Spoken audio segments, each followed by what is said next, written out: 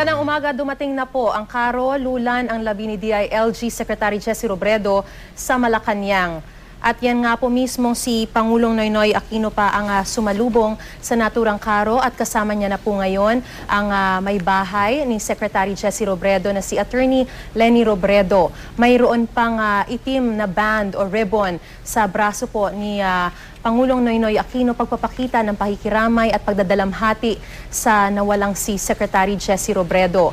At gaya nga po ng nakikita natin, nakahanda ang Malacanang grounds para sa arrival honors na igagawad nga po para kay Secretary Jessy Robredo. Ang ibababa pong casket ay may 8 casket bearers mula sa AFP at 6 na honorary pallbearers na kinabibilangan nila DOTC Secretary Marojas, DBM Secretary Butch Abad, at ilang pang mga miyembro ng gabinete at mga kasamahan ni Secretary Robredo sa Kaya Natin.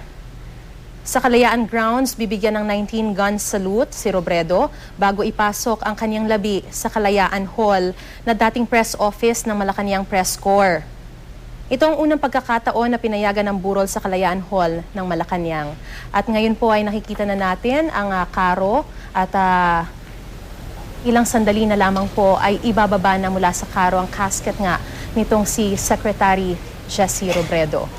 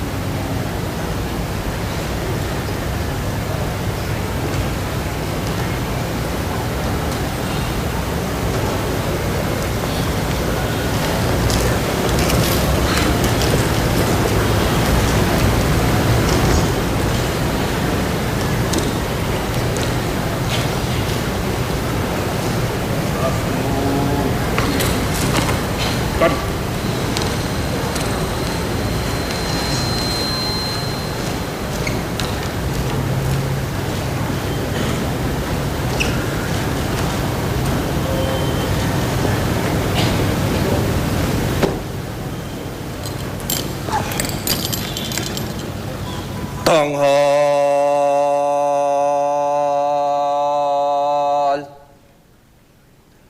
Ta!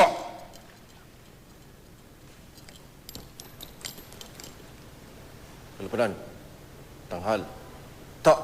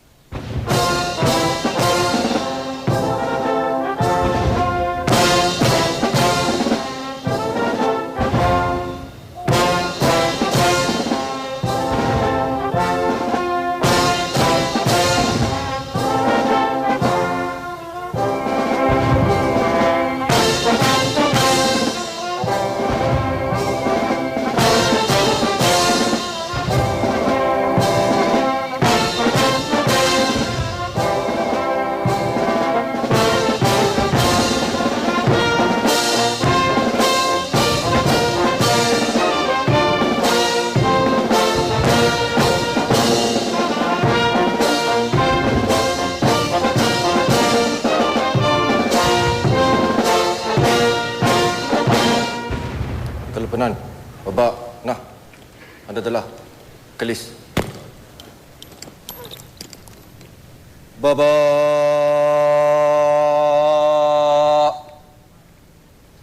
Ta!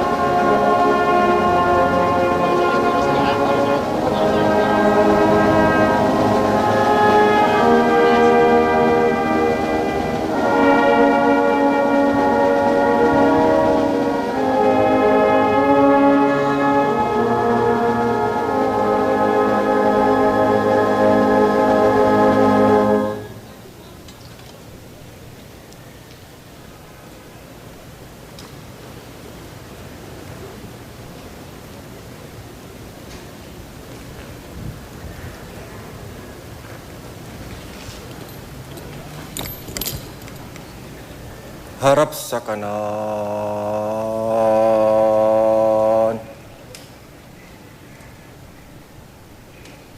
Harap!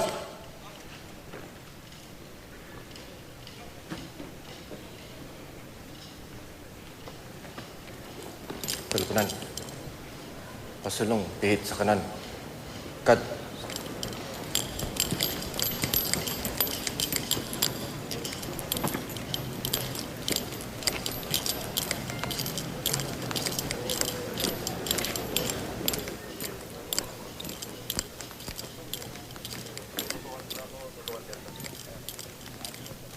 Teleponan naman da. Teleponan. Tok.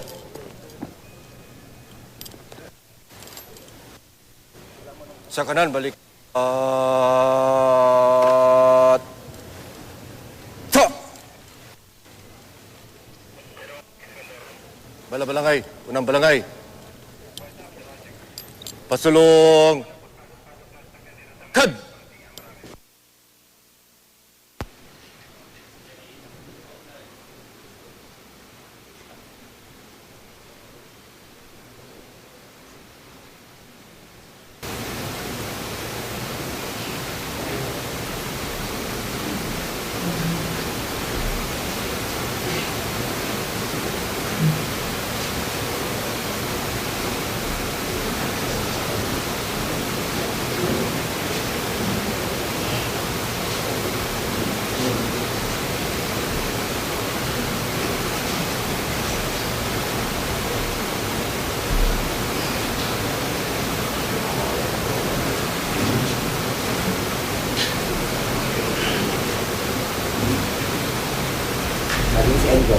Napakataimtim nga po ng iginawad na arrival at full military honors para sa labi ni DILG Secretary Jesse Robredo sa Malacanang at mismong si Pangulong Noynoy Aquino ang nanguna sa ibinigay na honors sa kanya.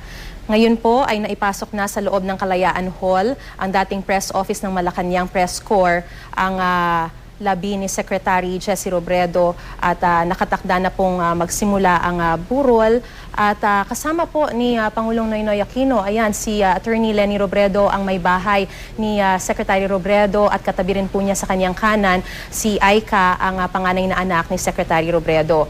Ang labi po, ito pong labi ay maaari pong buksan to sa publiko mula alas 7 ng gabi mamaya hanggang alas 11. Bukas naman po ay bukas din po ito sa publiko mula alas 8 ng umaga hanggang alas 5 ng hapon. At idineklara na rin po ng Malacanang ang 6 days of mourning para sa kalihim.